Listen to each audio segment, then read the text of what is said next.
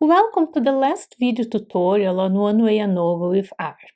In the previous videos, we have learned how to perform the analysis of variance and how to compare the means by Tukey's test.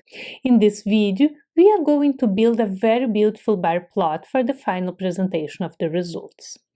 To do it, we are going to use the ggplot tool package.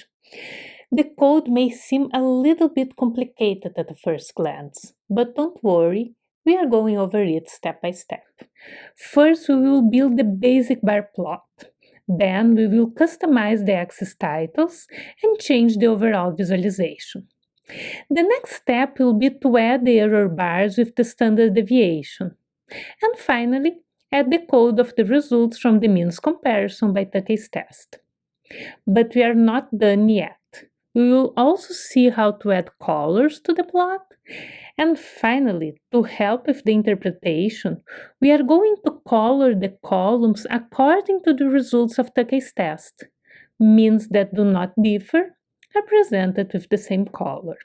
So let's start. You can find the data and the R code files in the description of this video. The first step is to load the ggplot tool package using the library function. We are going to plot the data from the random summary dataset we have created in the second video. The table presents the mean, the standard deviation, the number of observations, and the ladders to indicate significant differences by Tukey's test for each diameter. Let's take a look at the file structure.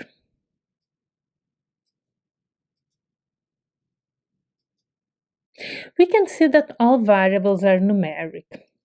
However, for the bar plot, it is better to have the x-axis variable as a factor.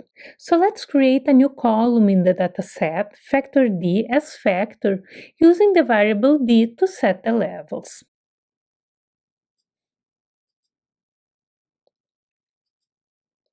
Here we have our new column, factor d. Let's run the file structure again. And we can see that our new variable, factor d, is defined as a factor. Before building the plots, let's do one last change in the data. Let's replace the value 1.4 by 1.40 in the factor d column. This way, all factor levels here will have two decimal figures.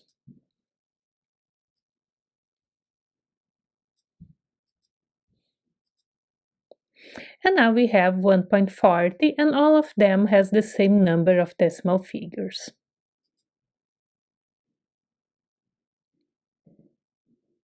Let's finally start our plot. To create a plot with ggplot, the first code line is to point to the data file and to define the aesthetics, meaning the variables to be plotted. In this case, factor d in the x-axis and the mean in the y-axis. However, if you run only this code, we will have a blank plot. To have an actual plot, we need to define the geometrics, bar, point, line, contour, etc. So let's add the geometric bar stat identity function to the plot. I am also defining the bar width as 0.8. That means 80% of the standard width. The next code customizes the axis titles using the function labs and define x as the diameter in millimeters and y as the radian release in percentage. The next line changes the theme, meaning the axis lines, grid lines, etc. The BW is my favorite. In the next code line, we are going to add the error bars using the geom error bar function. We must define the low and high limits, that is, the mean plus or minus the standard deviation from the random summary dataset. The width equal to 0.2 means 20% of the column width. Now our plot could be ready, but we are going to add one last piece of information, the ladders indicating the significant differences by Tukey's test. They are in the column Tukey in the dataset random summary. So the last line code is the function geom_text using the column Tukey as label. The remaining arguments are for the text position and size. Finally, we can use the ggSave function to save it as a PNG file. The arguments are the file name, the size in inches, and the resolution in dpi. So let's run the whole code.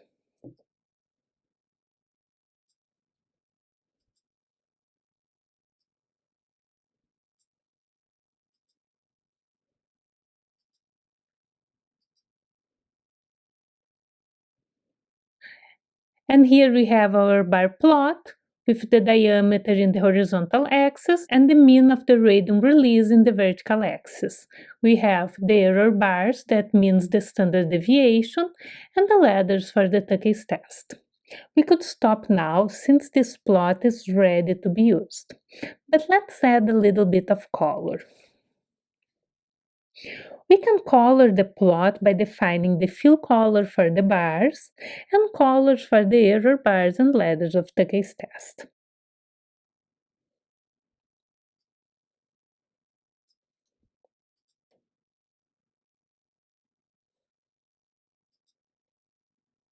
And here we have our plot in colors. But to add a little bit more fun and mostly twist the visualization of the information, let's color the bars according to the Tukey's test results. Instead of defining a fixed color, I will define the fill as Tukey. I also added the code show legend equal to false since we do not need a legend, and the function scale fill brewer defines the color palette I'm going to use. The BRBG goes from brown to a bluish-green color.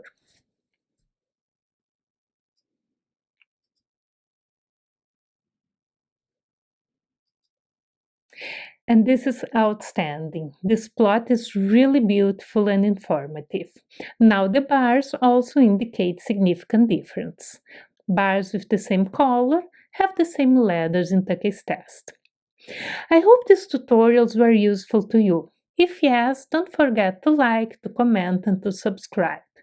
Thanks for watching, and I see you next time.